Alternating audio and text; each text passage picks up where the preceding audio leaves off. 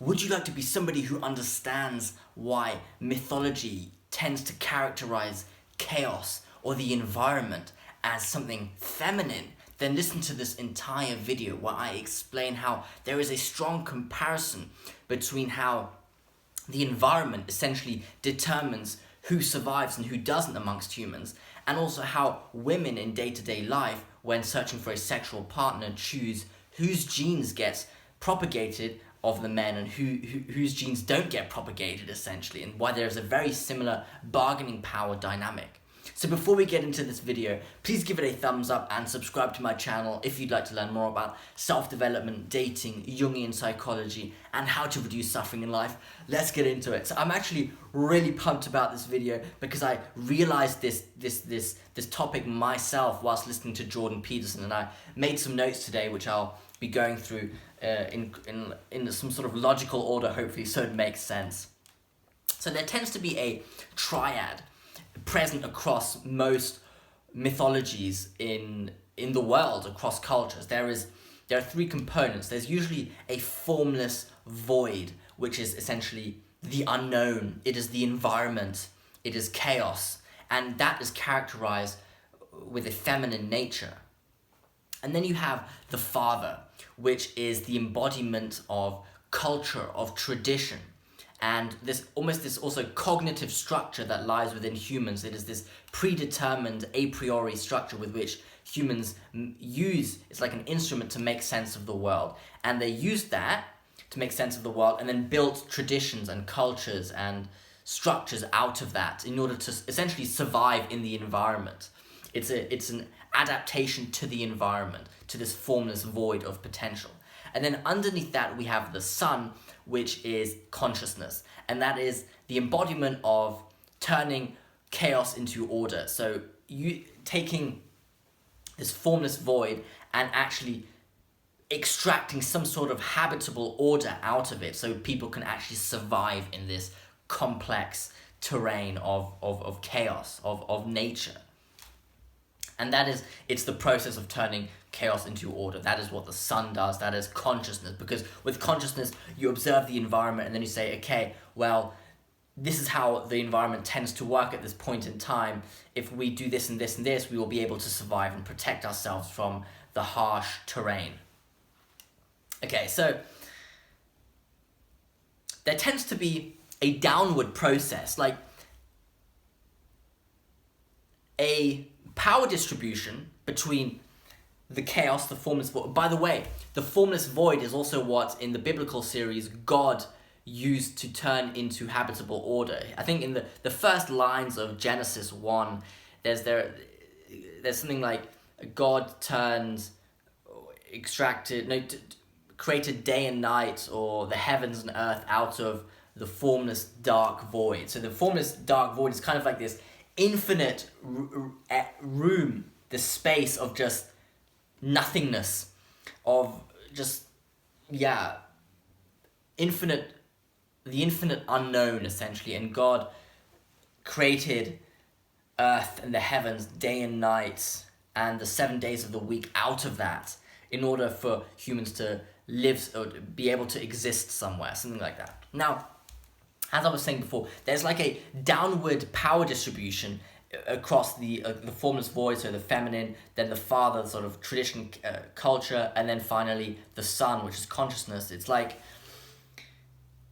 the mother, so the chaos, the formless void, calls the shots, because depending on the environment, the culture needs to adapt itself in order to help humans, the consciousness, or the individual level, the people, to survive, sort of. Because humans use culture and chaos to make sense of the environment in order to create a space for them to exist. That's why that's, like, for example, social norms. When you go outside and interact with other people, there's culture, there's tradition, and then there are norms which enable you to somewhat, exist amongst one another, next to your neighbor, without freaking out about what they're thinking of you or what they're plotting against you. And it's, it just reduces the complexity of humans and of nature. And depending if the environment shifts, then the culture will also have to shift, which I'll get to later. But there seems to be like downward process, and the son has a reiterative connection with the father, because the father can grow old and no longer fit to the environment, enable people to survive in the environment, because the environment changes, but the father stays the same. And then the son needs to speak the truth of what the environment is looking like now and how it has changed in order for the father to adapt itself. So the son uses the consciousness to observe the environment and says, okay, our culture does no longer fit the environment. It is no longer benefiting us. Hence, we need to update it. We need to upgrade it. So there's a reiterative process between the son and the father. And this is also the concept of, in mythology, of like, Jordan Peterson's spoken of this frequently. The son needs to save the father from the dragon, from the belly of the beast. And what that is, I think, is the dragon is the mother, it's the environment, it's the chaos, it's the unknown. And the father has been swallowed by it, because the father no longer can protect the people from the dragon. So then the son needs to use the consciousness and speak the truth, and then save the father from the belly of the beast, in order for the father to be revived and continue protecting the people, something like that. Okay, so chaos is obviously given a feminine nature. Why? My inkling is that there's a similarity between the power distribution between the formless void and the father and son, or specifically the father. So the formless void, the father, and then in comparison between women in everyday life and men in everyday life. There's a similarity there. And I think the authors of mythological stories, who came up with this formless void, father and the son, observed the bargaining power dynamics between women and men and abstracted the dynamics out onto these these fundamental forces of reality of the universe. So the chaos feminine and the father, the structure, the tradition, culture. So, and here's why. So, the primary goal of human DNA is obviously to survive. And survival, according to, the Darwinian theory, is he or she who is best able to adapt themselves to the environment has the highest survival rate. So that's survival of the fittest. And the reason why that's important, the adaptation is important, is because the environment calls the shots, sets the rules of the game. In life, humans have to adapt to the environment, to the chaos, to the formless void, and the father is the embodiment of that adaptation. And the son the son is the embodiment of the adaptation, but the father is the product of the adaptation. I would say something like that. And the son detects changes in the environment that need to be adapted to, and then speaks that into the culture, into the tradition, and upgrades the tradition. So that basically the environment calls the shots, that's the formless void, and the father needs to be updated by the son. And now you can relate this to men and women in everyday life. Again, the primary goal of DNA is survival. So here we're talking about power dynamics in dating, in choosing a sexual partner, not in working in a corporate office. The fundamental dynamic between men and women is of a reproductive nature, period. Now we're talking about, so here, in choosing sexual partners and dating, women call the shots. They are the gatekeepers of reproduction. Why? So, if you look at the task or the endeavor of raising children, it's an extremely time-consuming, resource-consuming, and energy-consuming endeavor. And it takes a long time. Obviously, you need to raise a kid for about 18 years. That's a long, long time.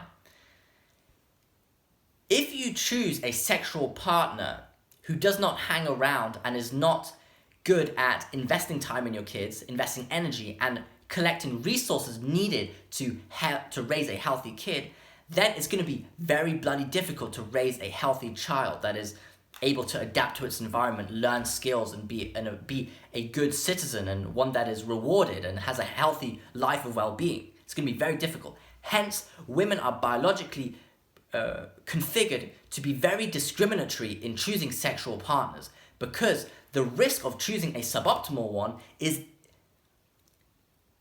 high, let's say, and the potential negative consequences of choosing a suboptimal partner are severe. They're severe consequences. Hence, they need to make bloody sure they choose a right partner, or a fairly good partner at least. So they are like the fundamental gatekeepers of reproduction. They choose who to date. It's not the man. Because the man, there's no commitment. There's no, how do you say? There's no, how do you say this? The sacrifices needed to raise a kid are a lot lower for a man. Because a man can just have sex with a woman, get a kid, and then just leave. But the woman has more of a, I would say, physical connection, because of course the women literally, the child is like a physical extension of the woman, and the woman has to raise carry the child in her for 9 months and then raise it, you know. And it's a lot, I think, harder for a woman to let go of a child than a man and the father, I would say.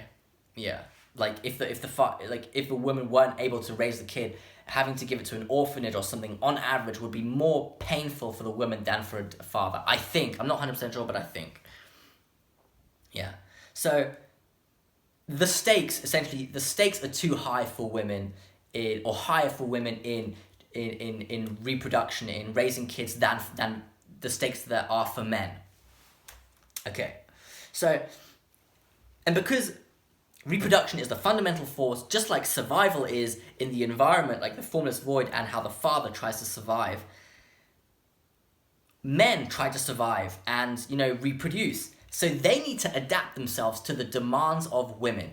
And now, the demands of women are instinctually primed. They're like archetypally primed to be seeking a sexual partner, a long-term partner, who can raise kids that will be healthy and have a high survival rate. And that would be kids who learn how to adapt themselves to the environment. Survival of the fittest. And that's a very abstract idea, but you can break it down. It's essentially a man who would be able to raise confident children, physically healthy children, psychologically healthy children. So you want a man who is confident in himself and can be confident in several environments, does not feel anxious or intimidated by certain environments, is able to successfully maneuver through social interactions, is able to earn money to get access to resources, which are needed to raise healthy kids. And these are all characteristics that are demanded by women. The man doesn't necessarily need those things. It is the women who call for those things as a sort of filtering process to choose a sexual long-term partner. That's what it is, I think. Yeah, and that is why, the authors of these mythological stories observed that power dynamic, how women choose the sexual partner, and abstracted that relationship out onto the power dynamics between the formless void, the chaos, and the father and the son, essentially. Yeah, so everything has to adapt to the environment, the formless void, the chaos, and men need to adapt to women. And because it is the most fundamental force in life, like women call the shots, and the chaos calls the shots. The formless void calls the shots. Okay, so in conclusion, the chaos is given a feminine nature because it is the fundamental force of the universe in life, and it is the force to which humans need to adapt themselves in order to survive. And that is how the father, the culture, needs to adapt itself to the environment, and how men need to adapt themselves to the demands of women in order to be chosen as a sexual partner in the long term. Because women instinctually seek genetics that are good at surviving and are able to adapt themselves and have, that's essentially it. So please leave a comment below whether you think there are any other reasons why the chaos is given a feminine nature in mythological stories. So I hope you enjoyed this video. Please give it a thumbs up and subscribe to my channel if you'd like to learn more about self-development, dating, Jungian psychology, and how to reduce suffering in life. Thank you for listening.